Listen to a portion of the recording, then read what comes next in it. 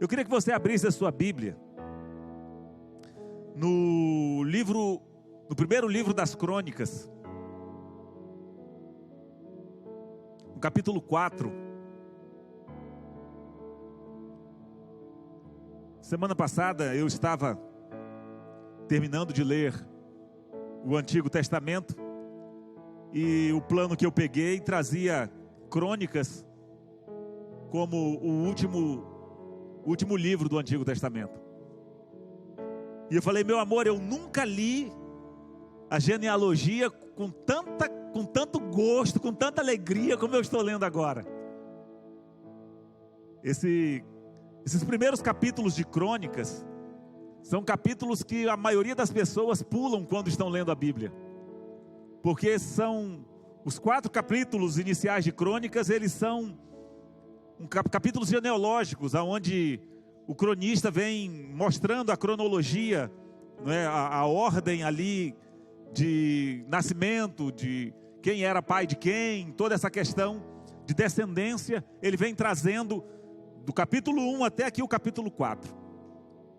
E tem um texto muito interessante, porque no meio de toda essa genealogia, onde ele vem falando quem que era pai de quem, como é que foi gerado, quem que era mãe de quem, ele dá uma pausa, aparentemente sem propósito para os displicentes, mas os irmãos já sabem que tudo aquilo que está na palavra de Deus tem um propósito. Nosso Deus é um Deus didático. Tudo aquilo que Ele coloca, que Ele deixou escrito para nós, Ele deixou com um propósito. E assim, no meio dessa explicação genealógica, o escritor, ele dá uma parada no versículo 9 do capítulo 4 do primeiro livro das Crônicas, e ele fala aquilo que vamos ler nessa noite na Nova Versão Internacional, versículos 9 e 10 apenas. Diz assim: Jabez foi o homem mais respeitado de sua família. Sua mãe lhe deu o nome de Jabez, dizendo, com muitas dores o dei à luz. Jabez orou a Deus, ou ao Deus de Israel: abençoa-me e aumenta as minhas terras, que a tua mão esteja comigo, guardando-me de males e livrando-me de dores. E Deus atendeu ao seu pedido. Amém? Feche os seus olhos, vamos orar. Senhor, eu quero te dar graças uma vez mais nessa noite. Que privilégio é poder estarmos aqui reunidos como parte da tua igreja e ter o teu Espírito presente neste lugar, agindo, falando aos nossos corações, ministrando no Senhor. Que privilégio é poder, junto com os nossos irmãos, adentrar a sala do trono e poder te adorar diante da tua presença, em espírito e em verdade. Poder abrirmos os nossos lábios e declarar, Senhor, não apenas letras vazias, canções, mas declararmos sonetos, declararmos realmente aquilo que o nosso coração deseja expressar diante da tua presença. Declarar todo o nosso amor, toda a nossa gratidão por ti. Declarar, Senhor, que tu és o nosso Senhor, que tu és o nosso Deus, o único a quem louvamos, a quem adoramos, a quem tributamos toda a glória, toda a honra e toda a majestade. Muito obrigado, Pai. Obrigado por passear no nosso meio nessa noite. E nós clamamos ao Senhor. Fala-nos um pouco mais. Fala aos nossos corações nessa noite, Senhor. Que esse dia seja um dia marcado pela tua voz nos nossos corações. Não apenas a minha fala, Senhor, porque eu reconheço a minha limitação, reconheço, Senhor, a minha falta de conhecimento, mas o Senhor, que é aquele, como já foi dito aqui neste lugar, que conhece os corações. O Senhor que conhece o anseio de cada coração neste lugar. O Senhor que sabe o desejo, as dores, os sofrimentos, as alegrias que cada um tem passado. O Senhor sabe a necessidade, antes mesmo que nós as expressemos diante do Senhor, através da oração e da súplica. O Senhor já as conhece de antemão. É a Ti que nós clamamos nessa noite. age, Senhor, e fala conforme a necessidade dos nossos corações. Eu sei que o Senhor não está adstrito à minha voz, não está adstrito àquilo que eles vão ouvir, mas o Teu Espírito vai além, Senhor, e é isso que acalma o nosso coração, é isso que tranquiliza o nosso coração, é em saber que somos apenas instrumentos nas Tuas mãos, é em saber que somos apenas vasos de barros, usados pelo Senhor, para que toda honra, toda glória e todo louvor sejam somente a Ti, e é a Ti que nós ministramos, Senhor, nessa noite, e declaramos: somos Teus. Toma-nos uma vez mais nas Tuas mãos e fala conforme a Tua vontade e o Teu propósito neste lugar, aos nossos corações, em nome de Jesus, amém.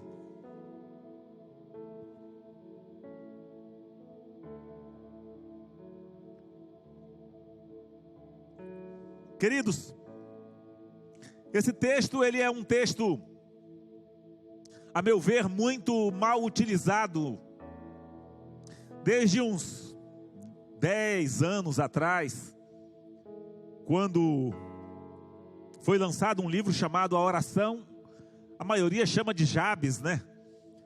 Mas, como é um nome próprio, pode até ser Jabes, poderia, ou pode tranquilamente, mas como eu não sei a pronúncia original, aí eu vou pelo português, que diz que toda palavra terminada em Z é oxítono, né? Então a gente vai por esse caminho mais fácil.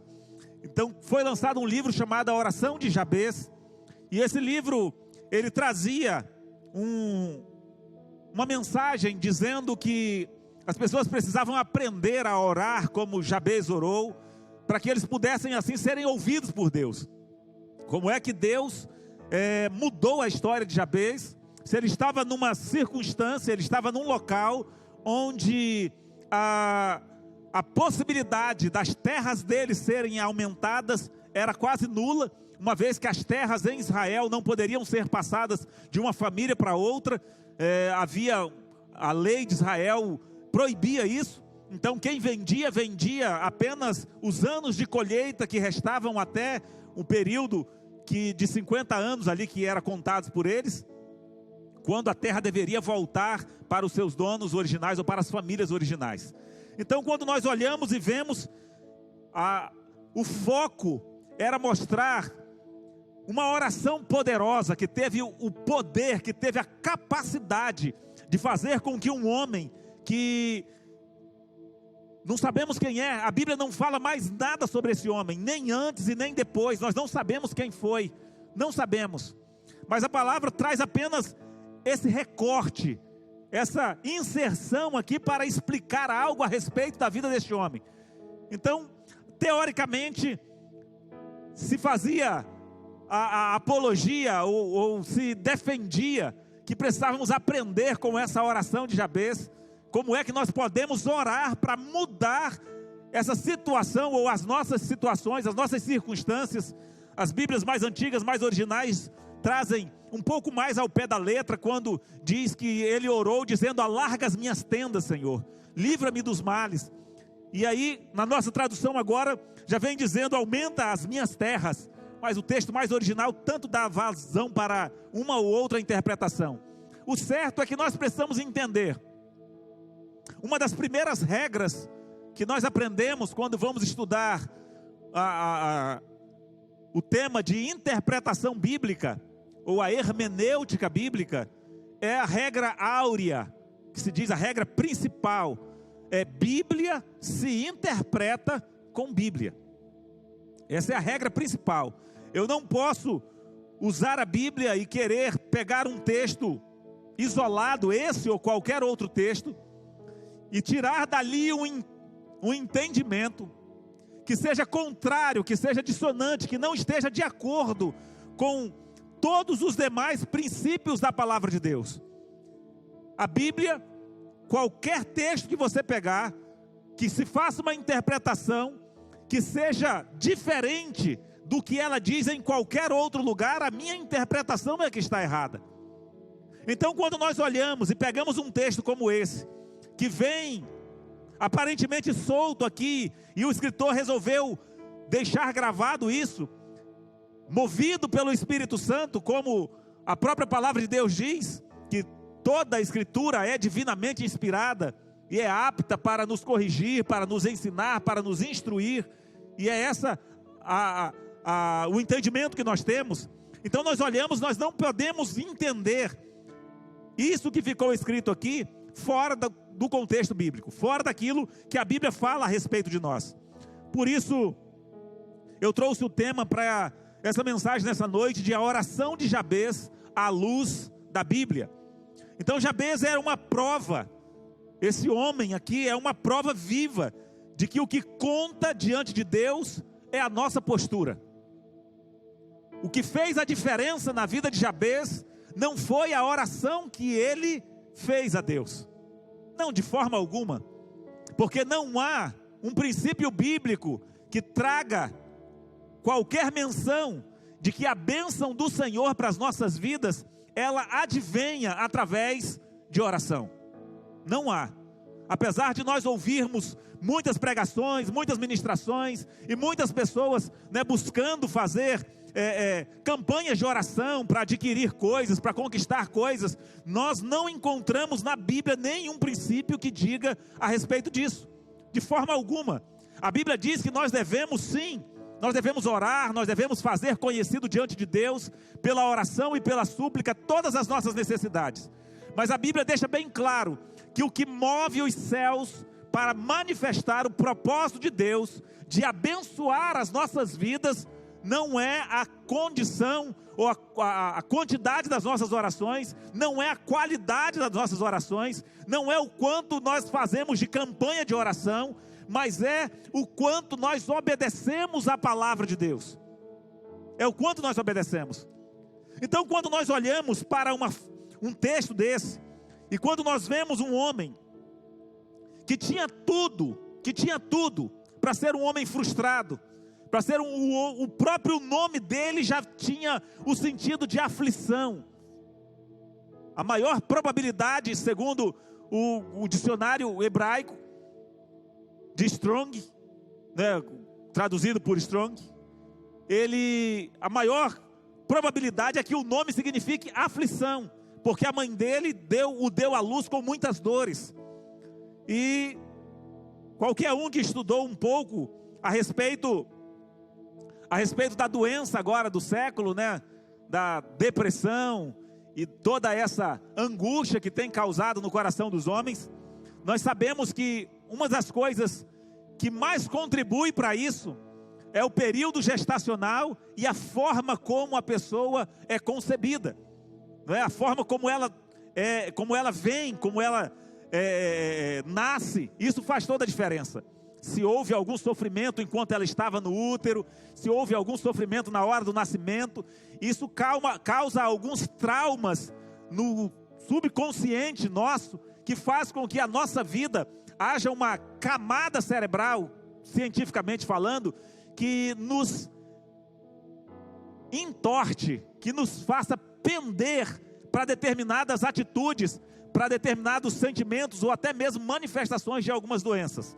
E isso, no caso de Jabez, provavelmente um parto de uma criança que talvez estivesse atravessada, não sabemos, talvez fosse grande demais para poder, nascimento naquela época, as coisas muito difíceis. Nos nossos dias, quando vamos fazer qualquer tipo de mapeamento para identificar alguma raiz de depressão ou alguma raiz de sofrimento nesse sentido, uma das coisas que nós averiguamos é se houve algum nascimento com fórceps, se a pessoa foi retirada do útero forçada, porque tudo isso faz muita diferença. O certo é que a dor que a mãe de Jabez sentiu foi tão terrível, a aflição que ela sentiu foi tão terrível, que ela deu a ele o nome de aflição, ou alguma coisa parecida com isso. E ele tinha tudo para ter a sua vida, para pautar a sua vida exatamente por isso. Mas ele decidiu fazer diferente, ele decidiu ser diferente. Ainda, semana passada, agora, conversando com a minha esposa a respeito de uma matéria científica que ela viu, falando a respeito disso, que as pessoas, um determinado cientista defendendo que o homem não tem livre-arbítrio e dizendo, olha, porque, mostrando essa questão das camadas cerebrais que são criadas desde a concepção, ao nascimento, a fase infantil, vão se criando camadas cerebrais que vão, aquilo que a gente chama quando está ministrando o curso de educação de filhos à maneira de Deus, vai gerando um almoxarifado moral. As ferramentas vão gerando determinadas ferramentas no cérebro, determinados sentimentos e impulsos na vida de uma pessoa, em que ela, na fase adulta, ela vai sempre reagir de acordo com aquilo que foi formado na sua infância. E aí eu, conversando com a minha esposa e com os nossos filhos, e falando, olha, não é bem assim, porque nós podemos fazer diferente. Existe sim, assim como é o caso do que nós chamamos de maldição hereditária, essa perseguição espiritual, no âmbito espiritual que persegue algumas pessoas, existe também no âmbito físico, essas questões que vêm nos nossos cromossomos, que vêm na nossa genética, mas que nós não somos de forma alguma escravos disso. Nós podemos fazer diferente, podemos fazer. E isso, a epigenética fala muito claramente a respeito disso, a capacidade de você mudar ou não despertar determinadas doenças, com a mudança do seu estilo de vida, com a mudança do seu ambiente de estresse, tudo isso faz diferença. O certo é que Jabez fez diferente, e o texto diz que ele foi o homem mais respeitado da sua família. Era uma questão de clã, não era, quando se falava de família, não se falava como nós aqui, né? Eu, Mônica e Rafael. Não, se falava ali de 500 pessoas, 1000 pessoas, 2000 pessoas, né? Eles tinham a árvore genealógica ali bem estabelecida, então era de muita gente. E o texto fala que ele foi o mais respeitado de todos. E ele então decidiu orar ao Senhor. O escritor traz essa menção exatamente porque a oração de Jabez certamente caminhava num sentido diferente daquilo que era o natural da vida dele. O texto vem dizendo que ele foi dado à luz com muitas dores, mas que Jabez orou ao Deus de Israel. Como que o escritor estivesse querendo deixar para a gente uma conexão entre aquilo que era a realidade física, a realidade na qual ele foi concebido, e a diferença que houve entre o posicionamento que ele tomou, não aceitando aquilo que eram as condições humanas, físicas, naturais, ou até mesmo talvez aquilo que a mãe dele havia colocado sobre ele como sendo um nome de aflição. Ele não aceitou aquilo, e ele recorreu ao Senhor, e é isso que nós devemos nos firmar. O texto diz que ele orou ao Senhor, dizendo, abençoa-me, aumenta as minhas terras, ou alarga as minhas tendas, que a tua mão esteja comigo, guardando-me de males e livrando-me de dores. E a palavra diz que Deus atendeu a oração de Jabez. Agora, precisamos entender quais são os pressupostos, quais são os requisitos bíblicos para que Deus ouça e responda a oração de alguém. Eu não posso achar que foi diferente, que Jabez foi uma exceção à regra de Deus, de forma alguma. Eu preciso interpretar o texto à luz da Bíblia. E se você pegar lá o que Tiago diz, Tiago, quando ele escreve, ele vem dizendo o seguinte: olha, quando você pede e você não recebe, é porque você pede mal. Pedis e não recebeis, porque pedis mal, para gastar nos vossos próprios deleites, nos vossos próprios prazeres. Então a primeira coisa que nós precisamos entender é que, se nós pegarmos o texto lá de Tiago, que por acaso também é o mesmo capítulo 4, né? É só o versículo 3, Tiago 4:3, então nós vamos entender que, em primeiro lugar, Jabez não estava pedindo algo simplesmente para usufruir, simplesmente para si mesmo. O propósito dele ia além, porque a palavra diz, Tiago, irmão de Jesus, escrevendo lá a igreja naquela época, ele diz: olha, pedis e não recebeis, porque pedis mal, pedis para gastar nos vossos próprios prazeres, nos vossos próprios deleites. A semana atrasada, eu ouvi uma palavra, minha esposa estava ouvindo e me passou para eu ouvir, do pastor Paulo Júnior, e ele falou uma coisa que eu achei muito interessante. Ele disse que ele chegou para ministrar num congresso internacional lá nos Estados Unidos, E aí tinha uma faixa bem grande assim, né? O que você faria se você tivesse muito dinheiro? Com o que você gastaria? E aí vieram perguntar para ele, ele disse: a frase está escrita errada. A questão, eu sei exatamente o que eu faria se eu tivesse muito dinheiro. Mas a pergunta não é com que eu gastaria, mas é com quem eu gastaria. Porque aquilo que o Senhor nos dá, não é simplesmente para nós nos deleitarmos, mas é para nós abençoarmos aqueles que estão ao nosso redor.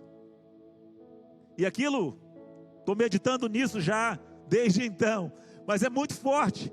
Então o primeiro princípio é que, segundo a palavra de Deus, para que o Senhor possa nos dar aquilo que nós desejamos, o primeiro princípio é que não seja para gastarmos com os nossos próprios prazeres e desejos.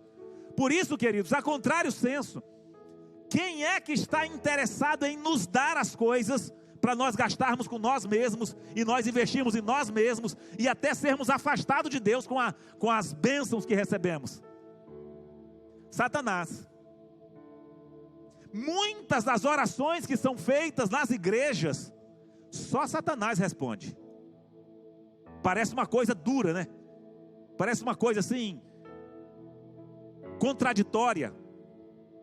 Mas se você pede para gastar com seus próprios deleites, e você recebe, e a Bíblia diz que Deus não nos dá quando é para ganhar, para gastar com os nossos próprios deleites, quem é que está dando então? Quem é que pode estar dando? Vocês lembram que eu já contei a respeito, e já ministrei muito aqui a respeito da bênção, que a bênção, para ser bênção, não é o que nós recebemos, mas é o que nós fazemos com aquilo que recebemos, que a mesma coisa que recebemos pode ser uma bênção ou pode ser uma maldição. Pode ser. Já falei várias vezes do rapaz lá do seminário que saiu a moto dele no consórcio, né, conseguiu comprar a moto, e ele disse: pastor, na época eu não era pastor, era só professor de seminário, e ele disse: olha, professor, que bênção, saiu minha moto. Eu falei: vamos saber se é bênção conforme você vai usá-la. Não, mas é uma bênção a minha moto. Os irmãos lembram que eu falei sobre isso, né? E pouco tempo depois ele saiu do seminário, saiu da igreja, porque agora ele tinha que ir para a praça de moto. Então aquilo que faz a diferença é o propósito, para quê ou por que nós queremos. E muitas vezes o desejo do nosso coração está tão ligado àquilo que é simplesmente os nossos próprios desejos e prazeres, que o mais interessado em que nós recebamos muitas vezes é o nosso inimigo, porque ele sabe que aquilo pode nos tirar da presença dele.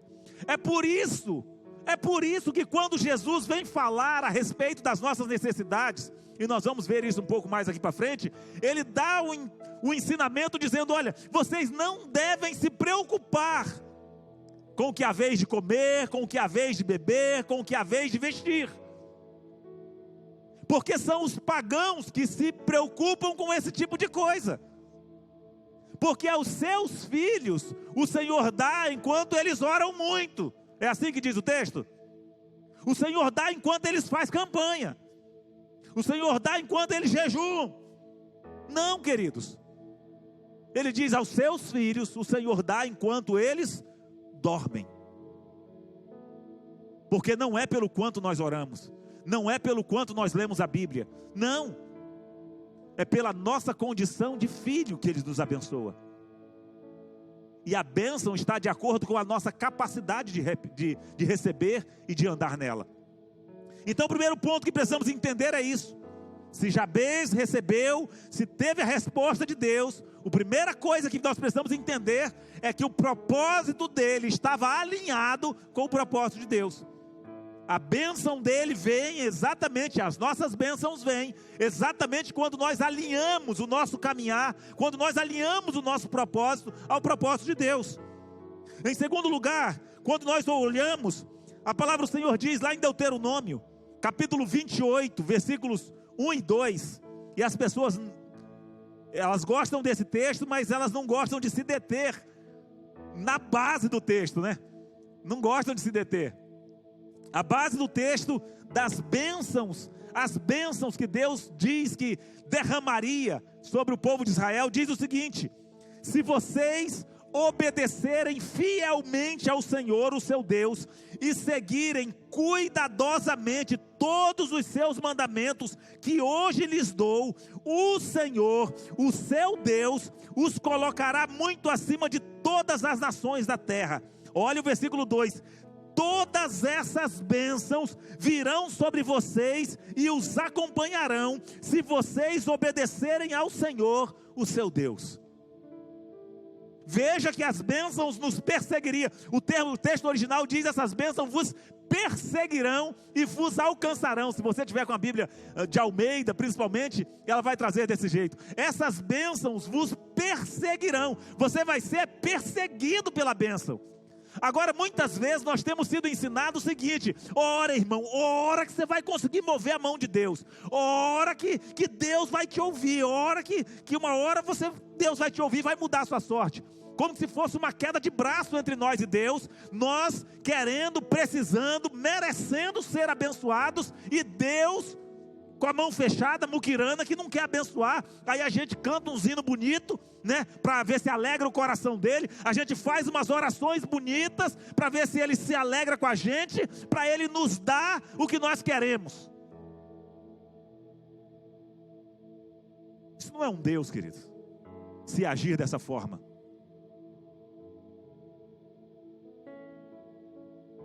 Ele deixou claro. Ele disse: o princípio é a obediência. Sempre tenho falado para os irmãos: bênção é uma ideia de Deus. Foi Deus, não é o homem que assim, veio uma necessidade e ele decidiu, pensou: eu poderia pedir para Deus, né? E ele poderia me abençoar. E aí o homem teve uma ideia, convenceu a Deus, e Deus foi e decidiu então implementar e abençoá-lo. Não. Bênção é uma ideia de Deus. Deus fez o homem, o abençoou. E quando Paulo escreve a respeito disso aos Efésios, ele diz: olha, bendito seja o nosso Deus e Pai de nosso Senhor Jesus Cristo, que nos abençoou, ou vos abençoou, com toda sorte de bênçãos nas regiões celestiais em Cristo Jesus. Bênção é a ideia de Deus. Nós não temos que ficar lutando com Deus para poder recebermos as bênçãos. E aí, se você pegar todas as bênçãos que está descrito aqui: você será abençoado na cidade, no campo, os filhos do seu ventre serão abençoados, as suas colheitas, o seu gado, os cordeiros, os seus rebanhos, a sua cesta, a sua maçadeira serão abençoados, vocês serão abençoados em tudo que fizerem. O Senhor concederá que sejam derrotados diante de vocês os inimigos, e os inimigos que os atacarem virão por um caminho e fugirão por 7 caminhos da presença de vocês. Isso aqui é Deus dizendo. E Ele não diz se você orar, Ele diz se você obedecer. Se você for fiel, se vocês obedecerem fielmente ao Senhor, o seu Deus, e seguirem cuidadosamente todos os seus mandamentos que hoje lhes dou, o Senhor, o seu Deus, os colocará acima e vocês serão abençoados. Então, quando nós olhamos um texto como esse de Jabez, e nós vemos um homem recebendo uma resposta de Deus, não é porque a oração dele foi mais eficaz do que a sua oração, ou do que a minha oração, de forma alguma, porque não é esse o princípio. O Senhor Jesus ainda disse, dizendo: olha, não façam como os gentios que acham que pelo muito orar é que serão ouvidos. Não é pelo muito orar, não é. Quando nós oramos, queridos, a nossa oração serve mais para nós do que para Deus. A oração, ela é uma ferramenta de comunicação com Deus, de conversa com Deus, de nós mantermos intimidade com Deus. Mas muitas vezes, se você olhar a oração da maioria das pessoas que são ensinadas dessa forma, como que é através da oração que você consegue as coisas, você vai ver a oração é mais uma petição. Se você falar: olha, nós vamos orar aqui 5 minutos, e você não pode pedir nada para Deus, você pode contar nos dedos das pessoas que conseguem orar sem pedir nada para Deus. Porque o nosso hábito, nós fomos ensinados assim. A culpa muitas vezes não é das pessoas, é dos líderes, que ensinam como se a oração fosse um mecanismo que Deus deixou para que você pudesse assim, se lamuriar na presença dele. Não, eu não devo falar dos meus problemas? Devo. A palavra diz: fazer conhecido diante dele pela oração e pela súplica as nossas necessidades. Mas a Bíblia diz que ele cuida de nós. Eu não preciso me preocupar com isso. O texto lá de Mateus, capítulo 6, diz que são os pagãos, aqueles que não conhecem a Deus, aqueles que não têm um pai como você e eu temos. Eles se preocupam com essas coisas porque eles não conhecem o pai que tem. Então eles acham que eles têm que pedir, que eles têm que implorar. Nós não, nós temos um pai que cuida de nós enquanto nós dormimos, mas que exige de cada um de nós fidelidade, obediência, que exige fazer com que a palavra dele seja a lâmpada para os nossos pés e a luz para o nosso caminho. Poderíamos falar muito sobre isso, mas eu queria só citar mais um texto para os irmãos. Passe mais umas 2 ou 3 folhas aí, e você vai chegar em Josué, no capítulo 1 de Josué, versículos 7 e 8. Quando o Senhor vem falando para Josué, e ele diz o seguinte: somente seja forte e muito corajoso, tenha o cuidado de obedecer a toda a lei que meu servo Moisés ordenou, não se desvie dela, nem para a direita, nem para a esquerda, para que você seja bem sucedido por onde quer que andar. Não deixe de falar das palavras desse livro da lei, e de meditar nelas dia e noite, para que você cumpra fielmente tudo o que nele está escrito. Só então os seus caminhos prosperarão e você será bem sucedido. Só então. É um se, é uma condição. Meditar na palavra, obedecer a palavra, caminhar dentro daquilo que é o propósito de Deus. Eu não estou falando, queridos, e de longe de mim, e nem a Bíblia requer isso, que você seja perfeito, que você, não está dizendo que você não vai errar, não está dizendo que você não vai tropeçar, que não vai haver uns acidentes de percurso, como pecado na sua vida, não. Está falando de alguém cujo foco principal é exatamente estar focado e decidido em obedecer a palavra de Deus em todas as suas nuances, em todos os seus pormenores. Não é alguém que vem para a igreja tão somente para tentar agradar a Deus, como se Deus fosse da mesma forma que as entidades que são adoradas muitas vezes lá fora, que você oferece uma galinha para elas, você oferece uma farofa e ela tem que te dar o que você quer. Muitas vezes as pessoas querem se relacionar com Deus, assim como se relacionam com Exu, com Iemanjá, assim como se relacionam com os ídolos, querem trazer alguma coisa para Deus, para receber de Deus alguma coisa. Não, queridos, não é assim, não é. Nós cantamos, não é para alegrar o coração de Deus, para ele ficar todo feliz, como os filhos fazem quando pequeno, né? O filho vem, faz um carinho, né? E tal, e não sei o quê. Quando o pai já está meio esperto, diz que fala logo o que você quer. Fala logo o que você quer. E é nesse sentido que muitas vezes nós estamos querendo com Deus. Quando a coisa aperta, aí Deus, é quase igual, a gente fala que é quase igual a questão de pastor, né? Esses dias a gente estava comentando com um amigo que veio aqui, o pai do Jean, comentando sobre algumas pessoas, falou, faz tempo que não conversa. Aí eu falei para ele, não, se faz tempo que não conversa com a gente é porque está bem, porque quando está ruim acha o telefone da gente rapidinho. Aí os pastores sempre costumam dizer que se a ovelha não liga para você é porque está tudo bem. Se tiver tudo bem, aí ela não liga, não procura em nada. Agora é só coisa dar errado que aí rapidinho acha o telefone, né? Então muitas vezes nós queremos agir dessa mesma forma para com Deus. Se Deus fosse um de nós, quando algumas pessoas começassem a orar, Deus, ele dizia, tem alguma coisa pegando ali, deixa eu ver o que é. Porque algumas pessoas só oram, só buscam a presença de Deus, só buscam a intimidade com Deus quando a coisa aperta. Porque estão acostumados nesse sistema simbiótico das trevas, nessa simbiose, nessa troca das trevas. Isso é um entendimento pagão, queridos. Pagão. Aquilo que nós temos para receber de Deus, aquilo que Deus tem para ministrar sobre as nossas vidas, Ele faz porque nós somos filhos. É isso que Jesus diz. Vamos encerrar lá com Mateus capítulo 6. porque é o texto que Jesus vem fechando para que nós não tenhamos dúvida quanto a esse princípio.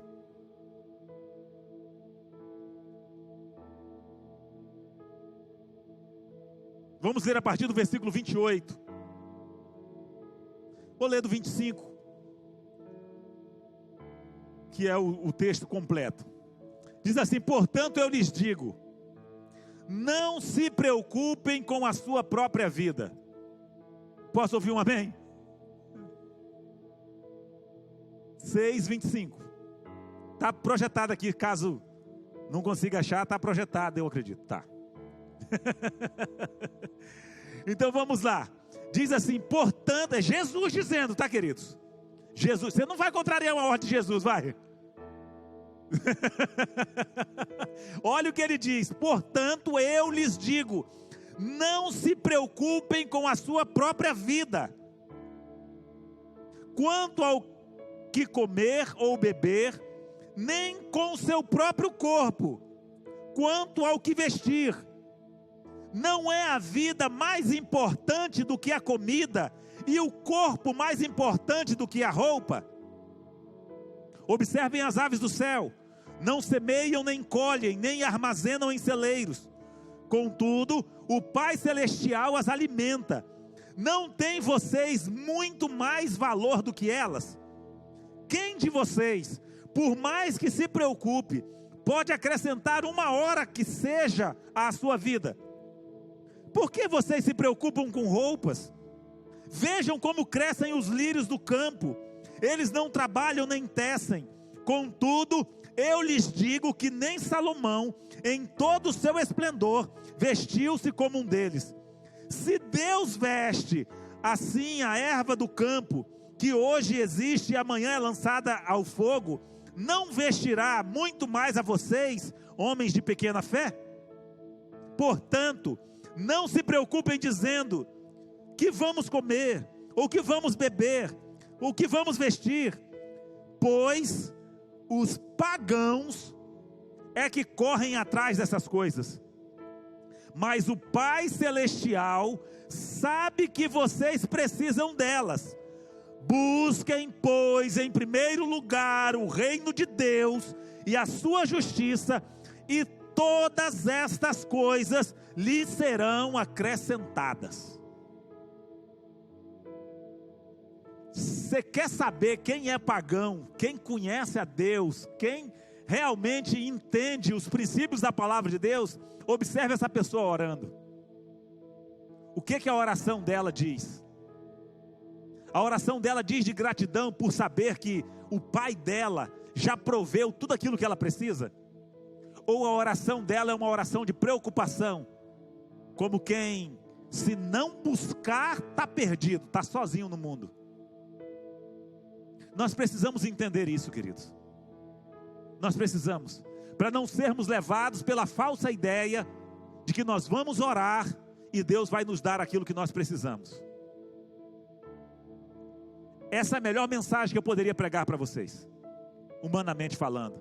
Irmãos, vamos lá, nós vamos fazer a campanha a semana toda. Você vai vir, você vai fazer uma oferta, dá para Deus, você vai fazer um propósito diante de Deus, você vai trazer aqui o seu sacrifício diante de Deus, e Deus vai responder, vai dar aquilo que seu coração quer.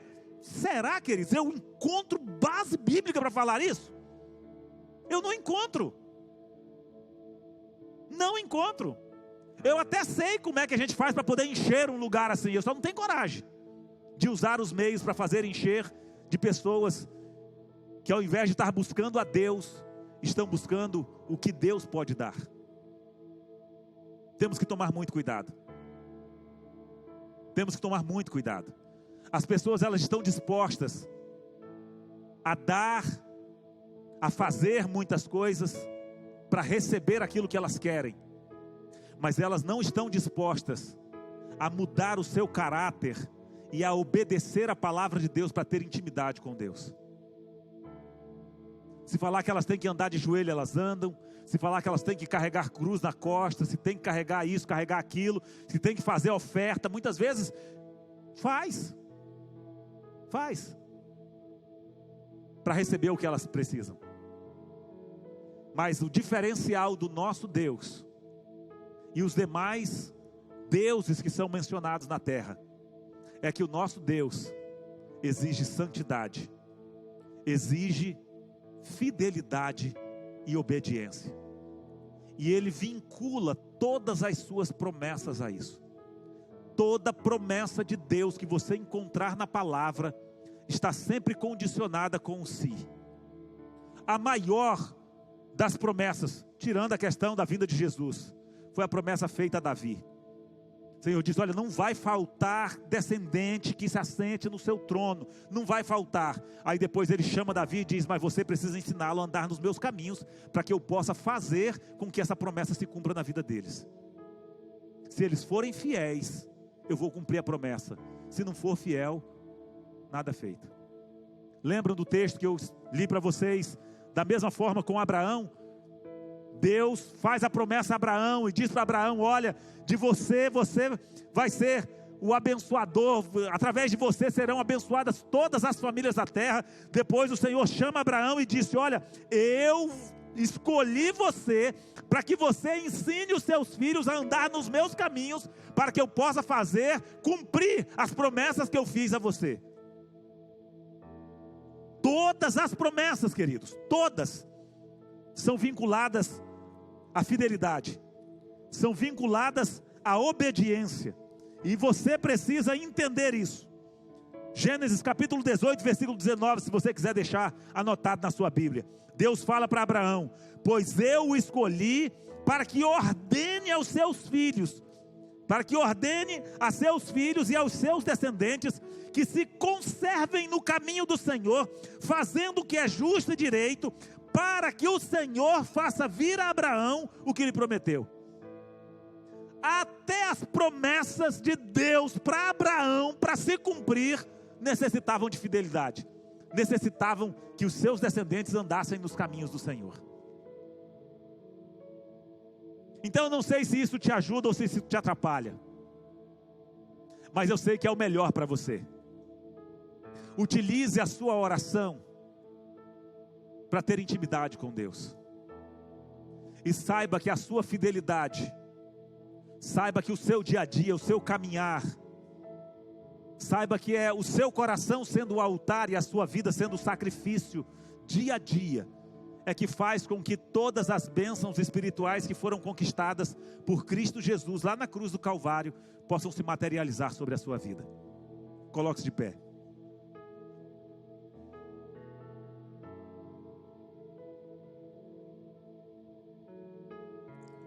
Tem uma pergunta muito emblemática que as pessoas fazem, dizendo: se você hoje ganhasse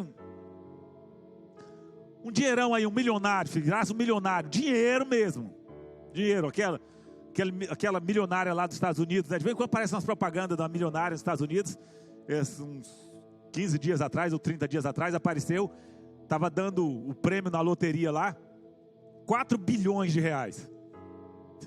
É assim, dinheiro que você bota na poupança, que não dá quase nada, e você vai receber aí milhões todo mês. Se você recebesse uma quantia dessa, você ainda continuaria trabalhando? Você ainda iria trabalhar? Ou você não trabalharia mais?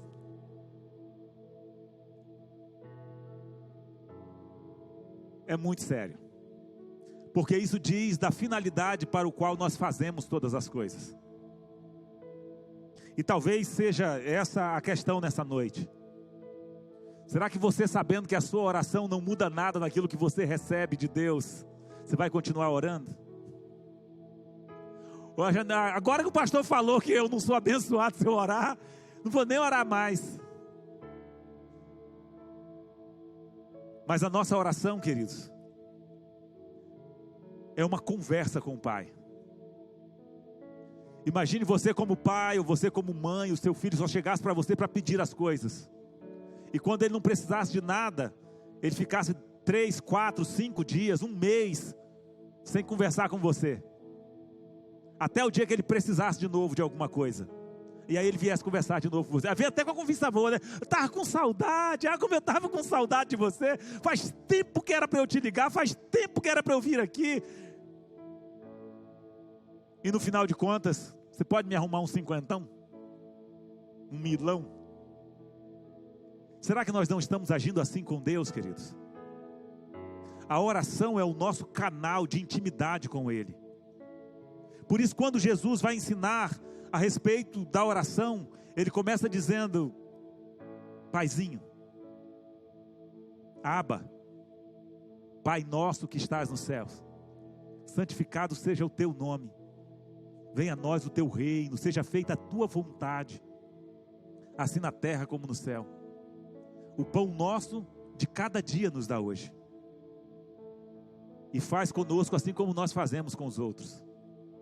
Perdoe as nossas ofensas, do jeito que eu tenho perdoado aqueles que me têm ofendido.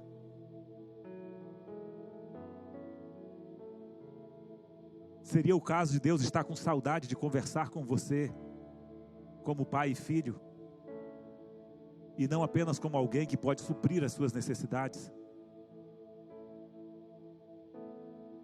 Vi muitas pessoas, feche os seus olhos, deixe o Espírito Santo ministrar no seu coração. Eu vi muitas pessoas falarem mal de uma canção do pastor Antônio Cirilo, com a qual eu me identifiquei muito. As pessoas dizem que era banalizar a pessoa de Deus, e eu acho algo que reflete a intimidade demais. Aquela que diz: Senhor, eu quero sentar no teu colo, te contar tudo que sei, descansar recostado em teu peito, ouvindo o teu coração e te abraçar. A Nívia canta de uma forma extraordinária. Senhor, eu quero vestir tua camisa com as mangas maiores que os meus braços, correr pela casa ao teu encontro e me abandonar no teu abraço e te adorar. Qual foi a última vez que você se achegou na presença de Deus para dizer: Senhor, como dizia a canção da pastora Ludmila, hoje eu não quero receber nada dos teus celeiros. Hoje eu estou aqui, Senhor, só para dizer o quanto eu te amo. Só para dizer o quanto eu dependo de ti. Só para dizer que sem ti a minha vida não é nada.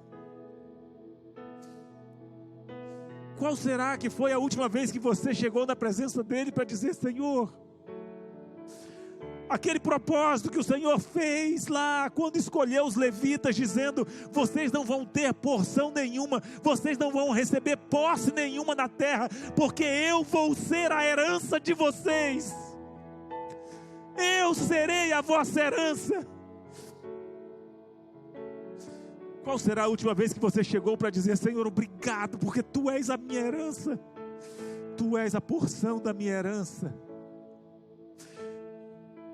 e eu me satisfaço com a tua presença na minha vida, Senhor.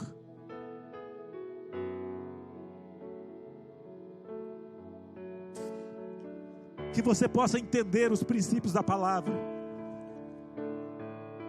e que você possa saber que perto está o Senhor daqueles que o buscam. Ele conhece as tuas necessidades, Ele conhece a tua estrutura.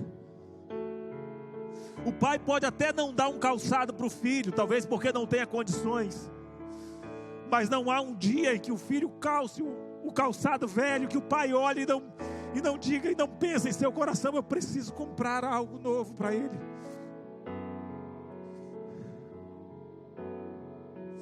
Muitas vezes o filho até quer alguma coisa, mas o pai diz: ele não tem condições de lidar com isso. Se eu der, isso vai ser pior para ele. E às vezes lhe corta o coração em não poder dar aquilo, porque talvez há um princípio de orgulho no seu coração, e se ele talvez ganhar aquilo, isso vai aflorar mais no seu coração, e ele precisa aprender a não ter primeiro, para depois aprender a ter. E assim Deus olha para nós, e quantas vezes nós estamos com os nossos punhos cerrados, de forma religiosa na presença de Deus, tentando colocar Deus num canto e dizer: Senhor, só o Senhor não percebeu ainda como eu preciso disso, como eu mereço isso. Não, queridos, Ele é o Deus que alarga as nossas tendas, Ele é o Deus que responde às nossas orações. Jabez não foi um caso isolado. Jabez é só uma representação daqueles que não se deixam levar pelas circunstâncias, não se deixam levar por aquilo que ele conhece dos pais, ou que falaram a respeito dele, mas de alguém que recorre ao Senhor, com um propósito alinhado ao coração de Deus, e que recebe do Senhor a resposta, porque ele está disposto a viver aquilo que a palavra de Deus tem para a vida dele. É você e ele. É você e ele. E foi isso que Jesus quis nos ensinar. E é isso que a palavra tenta nos ensinar a cada dia. Não permita que passe um dia sem que você possa conversar com o seu pai, com o seu amado. Para de se preocupar com as suas necessidades. Pelo amor de Deus, pare de se preocupar com as suas necessidades. Creia que Ele é o Deus presente, creia que Ele é um Deus bom, creia que Ele é o mesmo. Ele não mudou, queridos. Ele não mudou. Ele não nos ama mais pelo que fazemos, ou menos pelo que deixamos de fazer, não.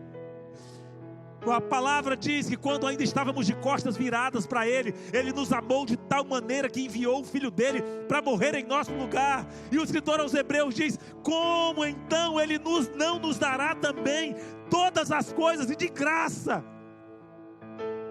Aquele que não negou o seu próprio Filho, mas antes o entregou para morrer em nosso lugar, aquele que despiu a sua glória para poder manifestar-se em carne e pagar o preço pelo nosso pecado. Você acha que Ele tem dificuldade de mudar a sua situação financeira?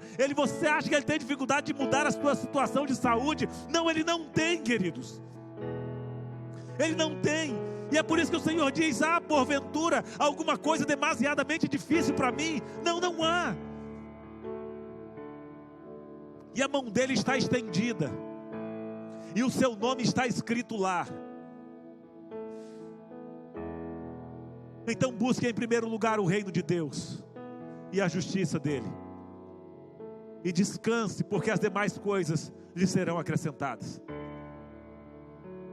Senhor, eu quero te louvar por essa oportunidade de mais uma vez poder compartilhar com os teus filhos neste lugar a tua palavra, Pai. Nesse dia tão especial, o Senhor presente neste lugar, o teu Espírito se movendo nos nossos corações. Completa essa palavra em cada coração, Senhor. É o Senhor quem sabe a angústia, é o Senhor quem sabe as orações, o Senhor quem sabe o desespero de cada coração, Senhor, as dúvidas que têm sido levantadas quanto ao fato do Senhor estar ou não ouvindo as orações. Mas que o teu Espírito possa continuar ministrando a cada coração, retirando-nos, Senhor, nos capacitando através do conhecimento da tua palavra, para sairmos da ignorância, Senhor, e para buscarmos e prosseguirmos em conhecer o Senhor, em nome do Senhor Jesus. Que nesta noite o Senhor possa nos levar para os nossos lares com um coração transformado, Pai, desejoso por estar na tua presença, não por aquilo que o Senhor pode nos dar, mas por aquilo que o Senhor é para nós. Porque amamos estar no teu colo, porque amamos estar nos teus braços, porque amamos a tua lei, Senhor. Porque se a tua palavra não fosse o nosso deleite, há muito já teríamos sido consumidos, Pai. E assim queremos caminhar todos os dias das nossas vidas. Abre os nossos olhos para que possamos enxergar, e para que a tua lâmpada, a lâmpada do Senhor, que é a tua palavra, que ilumina os nossos passos, possa estar à nossa frente, e que não venhamos a dar nenhum passo sem que a tua palavra esteja clareando o nosso caminho para a glória e para o louvor do teu nome. Eu os abençoo, Pai, nessa noite. Que o amor de Deus, o nosso Pai, que a graça do nosso Senhor e Salvador Jesus Cristo, que as consolações, as bênçãos e a comunhão do Espírito Santo de Deus seja sobre você, sobre a sua casa, sobre os seus negócios, seu trabalho, seus estudos, agora e para sempre, em o nome do Senhor Jesus. Amém? Glória a Deus. Quero agradecer aos nossos visitantes, é muito bom tê-los conosco, e Deus em Cristo os abençoe tremendamente. É um privilégio ter vocês conosco aqui, e sempre que quiserem as portas estão abertas. Sintam-se em casa, porque essa é a casa do Pai de fato. Amém? A vocês que ficaram conosco até agora aí, compartilhe, marque os seus amigos. Vocês que estão aqui chegando em casa, compartilhe, marque as pessoas, para que elas possam também ser abençoadas por essa mensagem que você encontra aí no Face da IBN Pinhais Oficial, né? Em nome de Jesus. Vão em paz, vá viver a melhor semana da sua vida, descanse bem no feriado, porque a nossa semana começou hoje. A nossa semana não começa segunda e nem terça, para você começar uma semana de segunda, nem uma semana de terceira. Não, sua semana começa hoje na presença do Senhor. E aproveite então o dia amanhã para estar no colo do Pai, para estar realmente desfrutando a cada momento da presença dEle, em nome de Jesus. Vão em paz, que Deus os abençoe.